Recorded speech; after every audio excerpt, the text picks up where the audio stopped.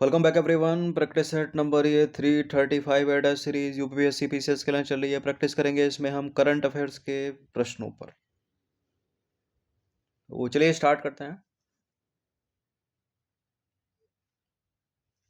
जितनी भी current affairs इसमें होगी सब एग्जाम में आने वाली है, क्योंकि सितंबर तक की होगी। क्वेश्चन नंबर 1 पर आ जाइए। 25 सितंबर 2024 को मेक इन इंडिया पहल के कितने वर्ष पूरे हो गए हैं? मेक इन इंडिया जो पहल है वो है 2014 की। ठीक है, 25 सितंबर 2014 को 14 से 25 सितंबर 2024 तक 10 वर्ष पूरे हो गए हैं। इसकी बी है इसका आंसर। 25 सितंबर 2024 को मेक इन इंडिया पहल के 10 वर्ष पूरे हो गए हैं। इस पहल का शुभारंभ भारत के प्रधानमंत्री के द्वारा 25 सितंबर 2014 को किया गया था। उद्देश्य क्या है इसका? भारत को डिजाइन एवं विनिर्माण के लिए एक वैश्विक केंद्र के रूप में स्थापित करना। और वर्तमान मेक इन इंडिया 2.0 चरण में 27 क्षेत्रों को शामिल किया गया है। कितने? 27 क्षेत्रों को।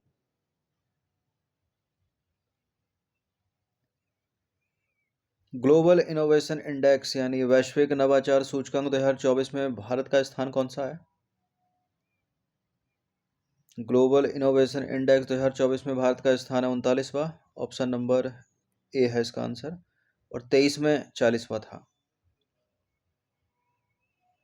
देखिए, विश्व बौद्धिक संपदा संगठन द्वारा वैश्विक नवाचार सूचकांक का 17वां संस्करण जारी किया गया है, ये 24 वाला। और ग्लोबल इनोवेशन इंडेक्स 2024 की थीम है सामाजिक उद्यमिता की संभावनाओं को उजागर करना। ग्लोबल इनोवेशन इंडेक्स के अनुसार शीर्ष 5 जो बड़ी अर्थव्यवस्थाएं हैं या शीर्ष 5 देश, प्रथम स्थान पर है स्विट्जरलैंड, दूसरा स्वीडन, तीसरा अमेरिका, चौथा सिंगापुर और 5वां है यूनाइटेड किंगडम। और तीव्र गति इसकी और बढ़ने वाली 5 बड़ी अर्थव्यवस्थाओं की बात करें तो चीन प्रथम स्थान पर है।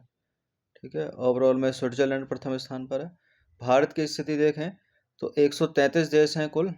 133 वैश्विक अर्थव्यवस्थाओं में भारत 39वें स्थान पर है।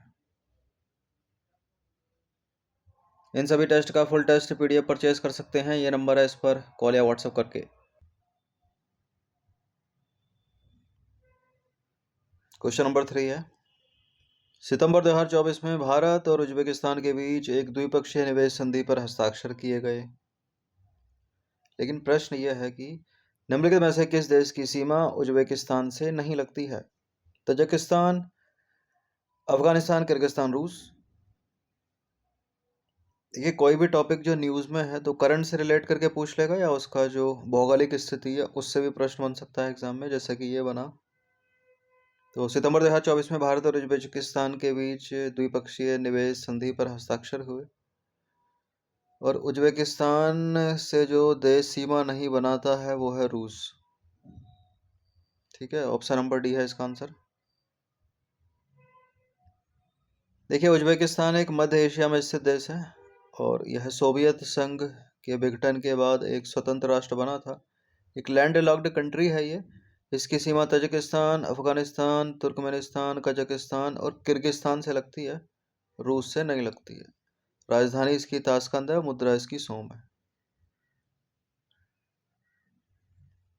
सितंबर 2024 में किसे जापान का नया प्रधानमंत्री चुना गया?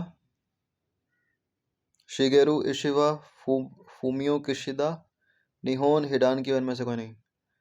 निहोन हिडानक्यो तो एक जापानी संगठन है जिसको शांति का नोबेल पुरस्कार 2024 मिला है। जापान के नए प्रधानमंत्री चुने गए हैं शिगेरू इशिबा। इन्होंने स्थान लिया है फूमियो किशिदा का। तो हाल ही में शिगेरू इशिबा को जापान का नया प्रधानमंत्री चुना गया। इससे पहले जापान के रक्षा मंत्री और कृषि मंत्री रह चुके हैं ये शिगेरू इशिबा, और जापान के प्रधानमंत्री के रूप में इन्होंने फूमियो किशिदा का स्थान लिया है। क्योंकि जापान की बात हो रही है तो एक ये प्रश्न है इंपॉर्टेंट। जापान की राजधानी जो है टोक्यो निम्नलिखित में से किस द्वीप पर स्थित है? 4 द्वीप हैं जापान के important.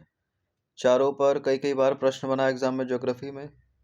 Hokkaido, Honshu, Shikoku, Kyushu. Honshu पर स्थित है। जापान की राजधानी टोक्यो, बी है इसका आंसर। भौगोलिक स्थिति देखें जापान की, तो जापान प्रशांत महासागर में स्थित एक द्वीपीय देश है। ठीक है, जापान में 4 मुख्य द्वीप हैं, होकाइडो, होन्शु, शिकोकू और क्यूशु। कई बार इन पर प्रश्न बना। और इसकी जो राजधानी है वो होन्शु पर है, टोक्यो। मुद्रा है जापान की येन। क्वेश्चन नंबर 6, मिथुन चक्रवर्ती को भारतीय सिनेमा में उनके योगदान के लिए दादा साहब फाल्के पुरस्कार से सम्मानित किया गया। दादा साहब फाल्के पुरस्कार की शुरुआत कब हुई थी? 1969 को। ऑप्शन नंबर सी है इसका आंसर। देखिए, मिथुन चक्रवर्ती को भारतीय सिनेमा में उनके योगदान के लिए दादा साहब फाल्के पुरस्कार से सम्मानित किया गया और इन्हें यह पुरस्कार 8 अक्टूबर 2024 को 70वें नेशनल फिल्म अवार्ड के दौरान प्रदान किया गया। मिथुन चक्रवर्ती ने 300 से अधिक फिल्मों में काम किया है और इन्हें 3 नेशनल अवार्ड भी मिल चुके हैं।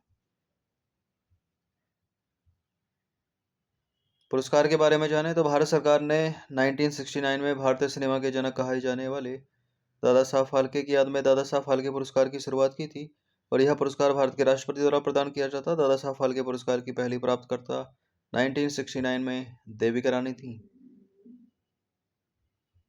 क्वेश्चन नंबर 7 पर आ जाइए। भारतीय कला महोत्सव का आयोजन कहाँ किया गया? और ये इसका प्रथम संस्करण था, पहला ही था।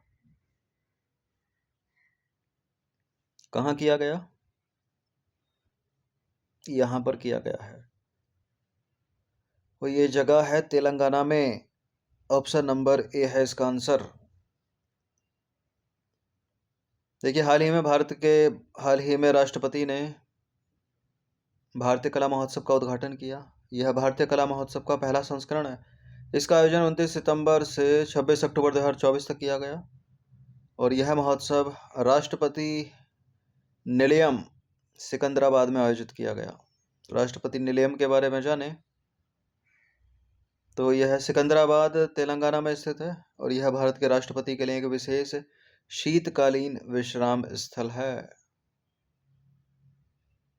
निर्माण वर्ष 1860 में और इसका निर्माण हैदराबाद के निजाम नशीरुद्दौला ने करवाया था। क्वेश्चन नंबर 8 पर आ जाइए। 8 सितंबर 2024 को भारतीय खाद्य सुरक्षा और मानक प्राधिकरण यानी FSSAI द्वारा 6ठा राज्य खाद्य सुरक्षा सूचकांक जारी किया गया, स्टेट फूड सेफ्टी इंडेक्स। इस इंडेक्स के अनुसार सभी राज्यों और केंद्र शासित प्रदेशों में किसने शीर्ष स्थान प्राप्त किया, बताइए। 2 इसमें श्रेणियां हैं। सभी राज्यों और केंद्र शासित प्रदेशों की श्रेणी में केरल ने शीर्ष स्थान प्राप्त किया और उत्तर पूर्वी राज्यों में नागालैंड ने शीर्ष स्थान प्राप्त किया। यहाँ राज्य और केंद्र शासित प्रदेश के बारे में शीर्ष स्थान पूछा तो केरल इसका आंसर है। दूसरा तमिलनाडु है इसमें और तीसरा जम्मू कश्मीर है। राज्यों का प्रदर्शन देखें तो सूचकांक के अनुसार सभी राज्यों और केंद्र शासित प्रदेशों में केरल प्रथम स्थान पर यानी शीर्ष स्थान पर लगातार दूसरे वर्ष वो भी, ठीक है। और तमिलनाडु दूसरे स्थान पर है, जम्मू कश्मीर इसमें तीसरे स्थान पर है। पूर्वोत्तर राज्यों में नागालैंड को विशेष स्थान दिया गया है जो पिछले वर्ष की तुलना में खाद्य सुरक्षा पारिस्थितिक तंत्र में सुधार करने में समग्र प्रगति को दर्शाता है। तो राज्यों और केंद्र शासित प्रदेशों में केरल प्रथम स्थान पर, तमिलनाडु दूसरे स्थान पर, जम्मू कश्मीर तीसरे स्थान पर। नॉर्थ ईस्ट का लेके पूछ रहे तो नागालैंड प्रथम स्थान पर। क्वेश्चन नंबर 9 पर आ जाइए। जैसे होता है वाईफाई वैसी होती है लाईफाई। लाईफाई के संदर्भ में निम्नलिखित कथनों में से कौन सा कथन सही है? यह एक वायरलेस संचार तकनीक है। यह डेटा संचारित करने के लिए प्रकाश का उपयोग करती है। लाईफाई को सबसे पहले वर्ष 2011 में हेराल्ड हास ने पेश किया था। ये सारे सही हैं। बिल्कुल वायरलेस तकनीक है लाईफाई और डेटा संचारित करने के लिए प्रकाश का उपयोग करती है। लाईफाई को सबसे पहले वर्ष 2011 में हेराल्ड हास ने पेश किया था। सारे के सारे करेक्ट हैं, डी है इसका आंसर। देखिए, प्रौद्योगिकी के निरंतर विकसित होते क्षेत्र में विभिन्न नवाचारी तकनीकें विकसित हुई। ऐसी ही एक नवाचारी तकनीक लाइट फिडेलिटी है, इसकी फुल फॉर्म है, ये भी इंपॉर्टेंट है, याद रखिएगा। लाइट फिडेलिटी या लाईफाई का आविष्कार है जो संचार क्षेत्र में एक महत्वपूर्ण उपलब्धि को दर्शाता है। क्या है लाइट फिडेलिटी? यह एक वायरलेस संचार तकनीक है जो डेटा संचारित करने के लिए प्रकाश का उपयोग करती है। टाइफाई को सबसे पहले 2011 में एडिनबर्ग विश्वविद्यालय के प्रोफेसर हेराल्ड हास ने पेश किया। गति की बात करें तो 224 जीबी पर सेकंड की तीव्र डेटा ट्रांसफर गति प्रदान करता है, जो पारंपरिक वाईफाई की तुलना में काफ़ी बेहतर है। सोचिए कितनी स्पीड है, 224 जीबी पर सेकंड में आएगी। यूपीएससी के लिए भी इंपॉर्टेंट है इस तरह के प्रश्न, वाईफाई पर, ब्लूटूथ पर या लाईफाई पर प्रश्न करती है यूपीएससी,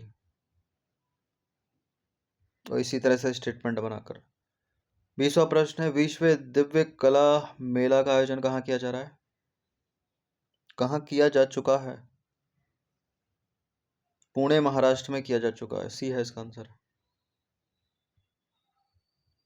केंद्रीय सामाजिक न्याय और अधिकारिता मंत्री डॉक्टर वीरेंद्र कुमार ने 28 सितंबर को पुणे महाराष्ट्र में विश्व दिव्य कला मेले का उद्घाटन किया। 28 सितंबर से 6 अक्टूबर 2024 तक आयोजन किया गया इसका। और दिव्य कला मेला दिव्यांग जनों के आर्थिक सशक्तिकरण की दिशा में एक अनूठी पहल है। क्वेश्चन नंबर 11 है, वैश्विक नवाचार सूचकांक किसके द्वारा जारी किया जाता है? यानी ग्लोबल इनोवेशन इंडेक्स 2024 में भारत का कौन सा स्थान? 39वां स्थान। प्रथम स्थान पर स्विट्जरलैंड। कार्नेल यूनिवर्सिटी, विश्व बौद्धिक संपदा संगठन, इनसेड बिजनेस स्कूल, इन सभी के द्वारा तैयार किया जाता है, डी है इसका आंसर। तो ग्लोबल इनोवेशन इंडेक्स या वैश्विक नवाचार सूचकांक की शुरुआत हुई थी वर्ष 2007 में। इसे विश्व बौद्धिक संपदा संगठन, कार्नेल यूनिवर्सिटी, इनसेड बिजनेस स्कूल द्वारा जारी किया जाता है। इसमें देशों को नवाचार प्रदर्शन के आधार पर रैंक दी जाती है। वैश्विक नवाचार सूचकांक 2024 में भारत का स्थान 39वां, और वैश्विक नवाचार सूचकांक 2024 में शीर्ष स्थान पर जो देश है वो है स्विट्जरलैंड। ये दोनों इंपॉर्टेंट है यहाँ पर।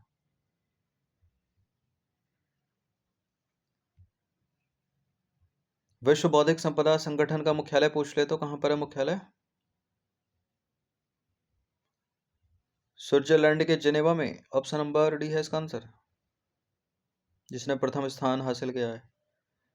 देखिए, विश्व बौद्धिक संपदा संगठन के बारे में जाने तो स्थापना हुई थी इसकी 1967 में। मुख्यालय है इसका स्विट्जरलैंड के जिनेवा में, और इसका उद्देश्य रचनात्मक गतिविधियों को प्रोत्साहित करने के लिए विश्व में वैश्विक संपदा संरक्षण को बढ़ावा देना, और भारत 1975 में इसका सदस्य बना था।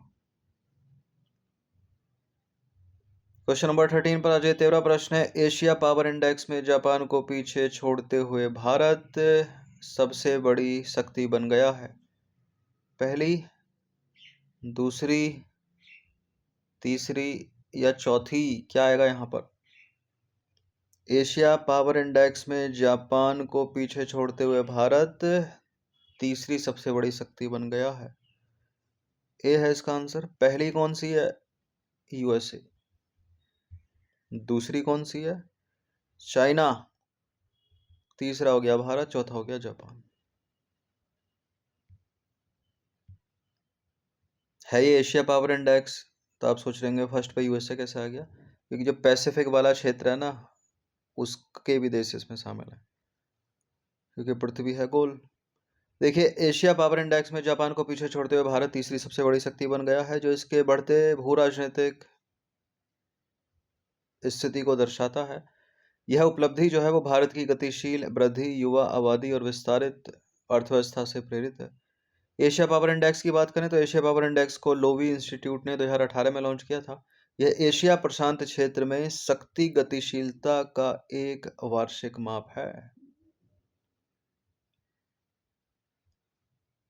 इस इंडेक्स में अमेरिका को प्रथम स्थान पर, चीन को दूसरे स्थान पर रखा गया है, और ये दोनों देश सुपर पावर यानी महाशक्ति श्रेणी में शामिल हैं या वर्गीकृत हैं। भारत एक रैंक के सुधार के साथ तीसरे स्थान पर है, जापान चौथा हो गया, पांचवें स्थान पर ऑस्ट्रेलिया है, और छठा है रूस, और पाकिस्तान की स्थिति देखें तो 16वें स्थान पर है।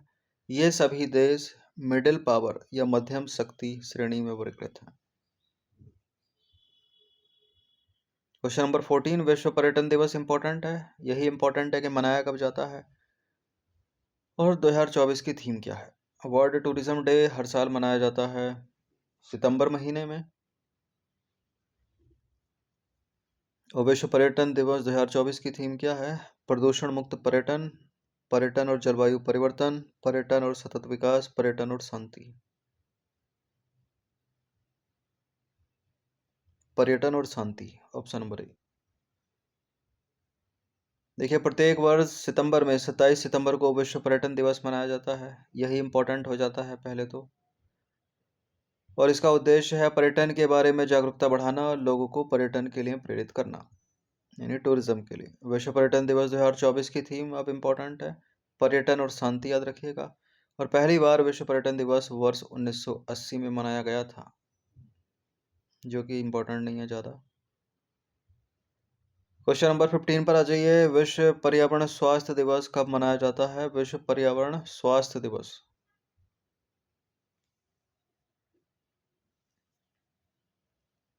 26 सितंबर को मनाया जाता है। सी है इसका आंसर। बहुत सारे डे हैं, कोई भी पूछ सकता है एग्जाम में। प्रत्येक वर्ष 26 सितंबर को विश्व पर्यावरण स्वास्थ्य दिवस मनाया जाता है। इसका आयोजन मानव जीवन पर पर्यावरण स्वास्थ्य के प्रभाव के बारे में जागरूकता बढ़ाने के लिए किया जाता है। बड़ी सी थीम है जो कि इम्पोर्टेंट नहीं है, कब मनाया जाता है वही इम्पोर्टेंट है। विश्व पर्यावरण स्वास्थ्य दिवस 2024 की थीम पर्यावरण स्वास्थ्य, आपदा जोखिम न्यूनीकरण और जलवायु परिवर्तन शमन और अनुकूलन के माध्यम से लचीले समुदायों का निर्माण। ठीक है, छोटी ही थीम पूछी जाती है एग्जाम में, लेकिन याद रखिएगा मोटा मोटी अगर पूछ ले तो। विश्व पर्यावरण स्वास्थ्य दिवस मनाने की शुरुआत अंतर्राष्ट्रीय पर्यावरण स्वास्थ्य महासंघ द्वारा वर्ष 2011 में की गई थी। तो 15 प्रश्न थे ये, इनकी प्रैक्टिस कर लीजिएगा। इन सभी टेस्ट की फुल टेस्ट सीरीज परचेज कर सकते हैं, ये नंबर इस पर कॉल या व्हाट्सएप करके। धन्यवाद।